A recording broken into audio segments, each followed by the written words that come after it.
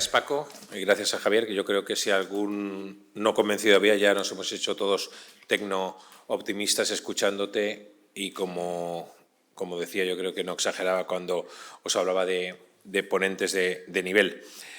La última de las mesas la vamos a dedicar también al mundo de la creatividad desde el punto de vista musical con otro auténtico lujo, con Nacho Mañó.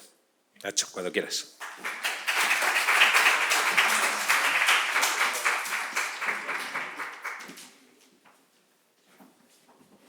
Ya sabéis que el tópico dice aquello de no hacen falta presentaciones, pues en el caso de Nacho como persona de larga trayectoria probablemente sea así, pero por si hay alguna despistada o despistado, pues me permito simplemente un par de apuntes. Él es músico, él es compositor, pero también es productor, conocido principalmente por su carrera, integrante, recordarán pues los más veteranos del lugar de Presuntos Implicados, poseedor de 3 premios Ondas, de un Grammy Latino, 6 nominaciones a los Grammys Latinos, Premio de Honor de la Música Valenciana Carles Santos en el 23.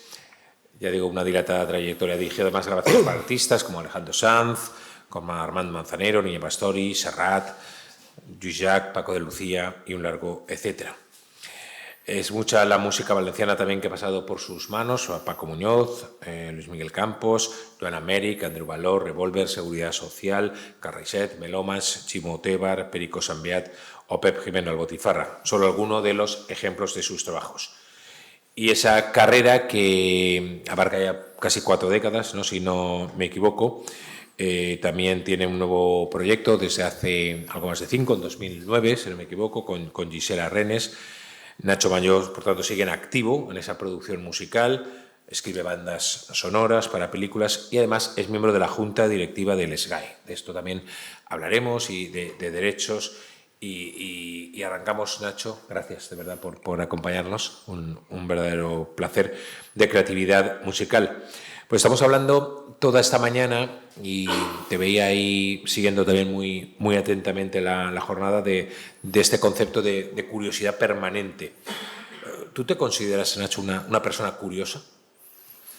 ¿O cómo te definirías en ese ámbito? Bueno, primero que nada, muchas gracias por la presentación y por la invitación a participar. Soy más curioso en el sentido de que disfruto más de escuchar las ponencias de que de aportar mi punto de vista. Sí, la curiosidad en lo que tiene que ver con el deseo, con la capacidad de asombro, con la identificación. Yo creo que pondría entre comillas lo de permanente, ¿verdad? Porque creo que es una cosa que a medida que vas creciendo, vas sumando años, va perdiendo fuerza. Esa curiosidad, ¿no? Pasa que ser músico, ser compositor, yo creo que es imposible serlo si no eres una persona curiosa, ¿no? Lo que entendemos como una persona curiosa. Claro, la música, que es una cosa, es un lenguaje ancestral, ¿no?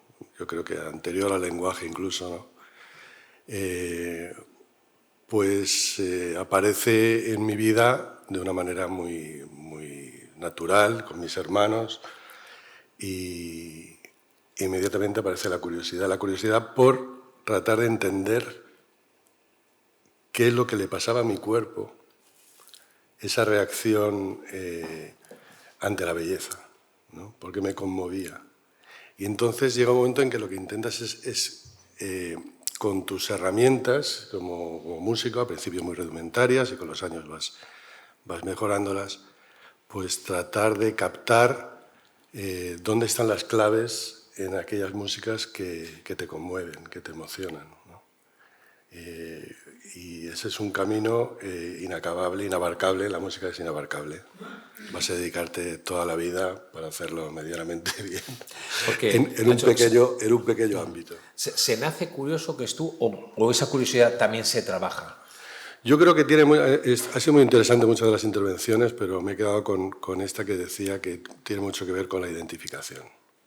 Yo creo que en un esquema, en una clave adolescente, ¿no? Porque el el artista, yo hablo como músico de música popular, no me meto más allá, cada quien en su ámbito, pero cada artista hace música para su generación, ¿no? Y se identifica con su generación. Y tiene que estar en la generación, pero también tiene que destacar dentro de sus códigos, ¿no? Entonces, es así como se crece y como uno va identificándose y creando su propia identidad simultáneamente, ¿no? Te preguntaba por la curiosidad y me gustaría preguntarte por la creatividad. ¿Qué es para ti la creatividad?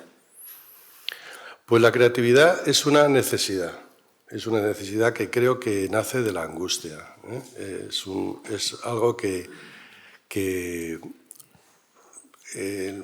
por lo menos en mi caso, siempre va acompañada de un otro hacia el que tú creas, ¿no? Y ese otro es un otro imaginado, ¿no? Es un otro que está compuesto por todos tus referentes, desde tus padres, como decíamos antes, de tu generación, pero también con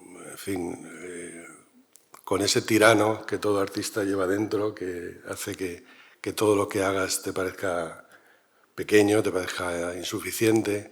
Se dicen que las obras, las canciones no se acaban, se abandonan, ya porque de eso, hasta aquí he llegado, ¿no? Ya Y entonces esa necesidad de crear está en una... Yo creo que es una búsqueda de un alivio, sí.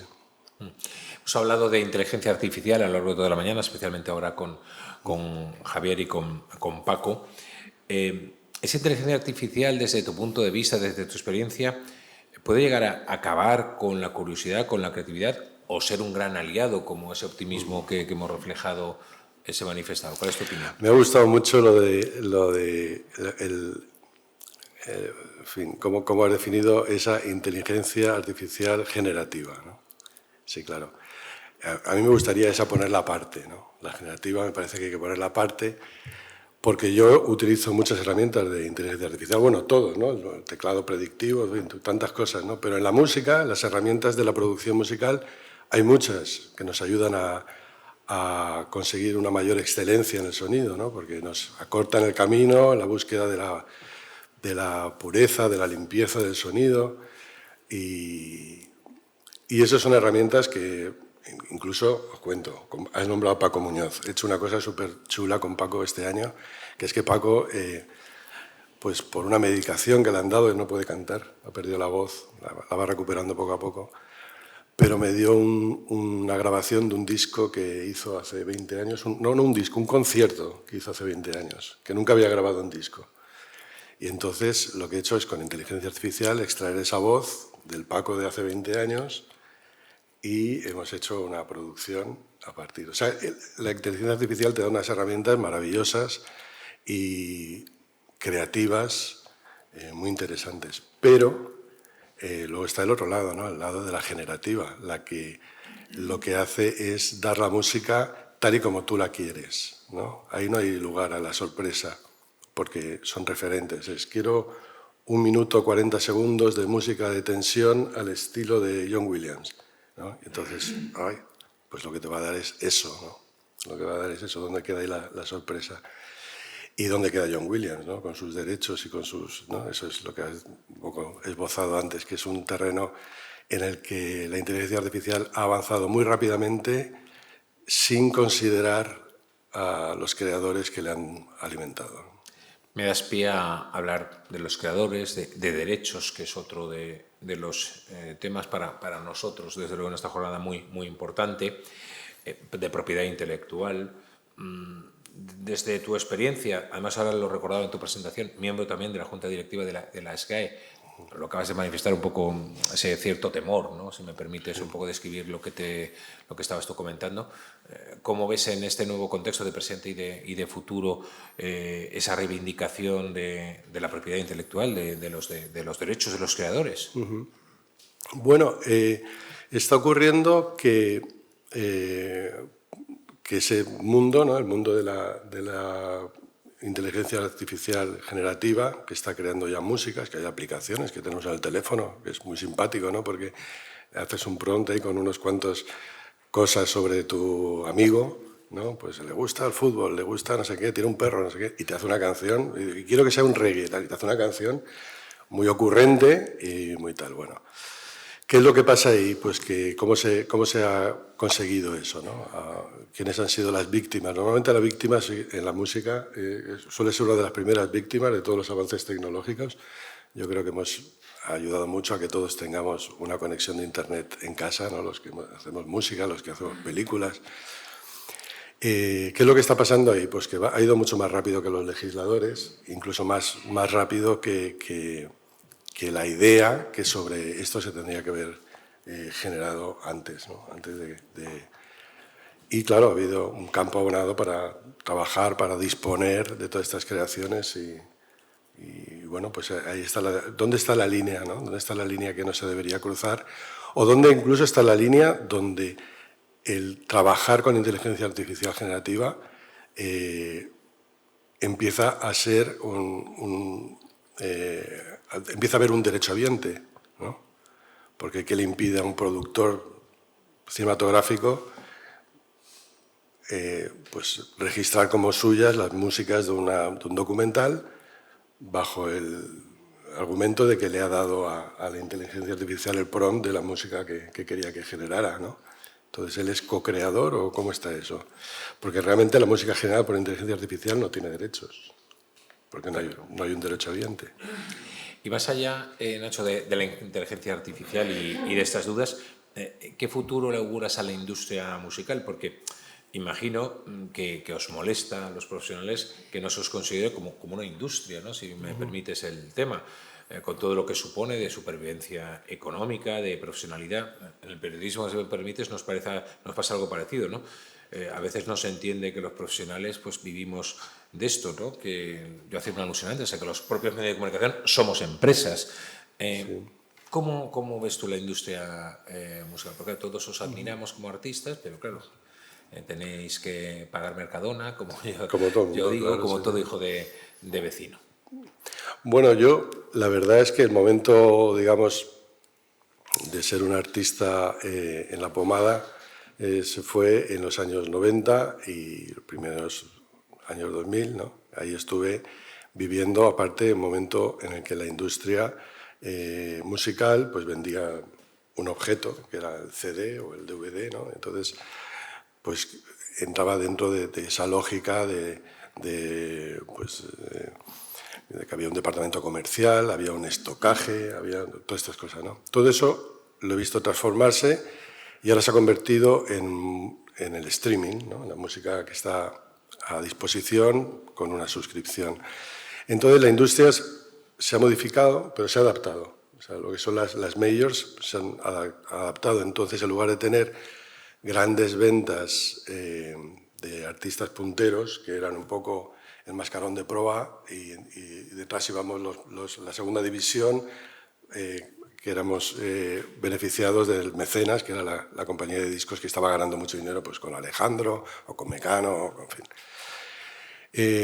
Ahora lo que se ha convertido en la industria es en gestores de derechos, ¿no? Ellos ahora ya no venden un objeto, gestionan derechos y entonces ya no ganan mucho dinero con nadie, lo que hacen, tienen una lluvia de céntimos permanente porque está todo el mundo consumiendo música y eso va generando pequeñas cantidades pero permanentes. Entonces la industria está bien, o sea, la parte industrial está bien. Lo que pasa es que la palabra industria conlleva en la búsqueda de un producto que uno pueda repetir, ¿no? Que uno pueda clonar, porque es el que interesa al público, entonces esto es lo que quiero hacer, esto es lo que quiero vender. Entonces, cuanto más aplicas la lógica de la industria y de la estadística, ¿no? Con los algoritmos o con los, como se llama, call-out, ¿no? de la radio musical, cuanto más aplicas la estadística, más pierdes en diversidad. Y entonces, pues eso es lo que está ocurriendo a la industria. A la industria le va bien, pero al artista no le está yendo tan bien. Tenemos que acabar, Nacho. Como también estamos hablando de medios de comunicación y sobre todo de radio, pues no me resisto a preguntarte por la radio musical. Algunos la daban por muerto también, en general la radio, pero la radio musical especialmente, ¿no? Cuando empezó las listas, los Spotify, etcétera, etcétera. Pero, bueno, todo apunta a que las audiencias reflejan que sigue habiendo mucho seguimiento. De hecho, me vais a permitir que introduzca la cuña en la Comunitat Valenciana, donde nos encontramos. En este último estudio general de medios, los 40 han conseguido ser la segunda radio más oída de la comunidad. Está la SER, los 40, y luego los queridos compañeros de la OPE, de Onda Cero. Es decir, hay mercado y hay buena vigencia. Pero, ¿cuál es tu visión, tú que has vivido tanto la radio musical durante estas últimas décadas? Sí, mira, este fin de semana, hablando con mis hermanos precisamente de la radio, ¿no? Cómo la radio, cómo la canción que nace en la intimidad, ¿no? Y luego consigues que alguien apueste por ti como artista, el cazatalentos que había antes, ¿no? Eso también ha desaparecido. Y entonces lo proponía la radio, y la radio la elegía o no la elegía, ¿no? En función del estilo de la emisora. Y la radio lo que hacía era proponérsela al público, pero luego el público era soberano, ¿no? El público era el que elegía. Me acuerdo que me decían en los 40, no, nosotros no vendemos discos, lo que hacemos es ponerlos en las tiendas. Luego tiene que estar el impulso de compra, tiene que haber el deseo de poseer esa música, ¿no? Era una cosa que pasaba antes. Pues yo creo que la radio musical lo que hace es, pues realmente, pues lo que hablábamos antes, ¿no? Una generación que va a crecer con una música y realmente está creando, pues, un escenario cultural, ¿no? Alrededor del cual nos movemos todos.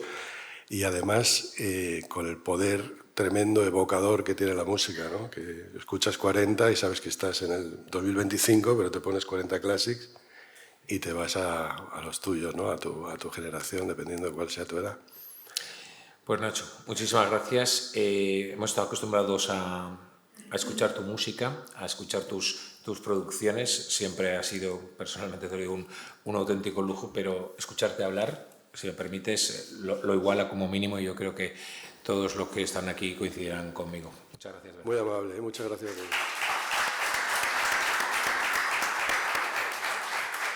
Gracias, Nacho.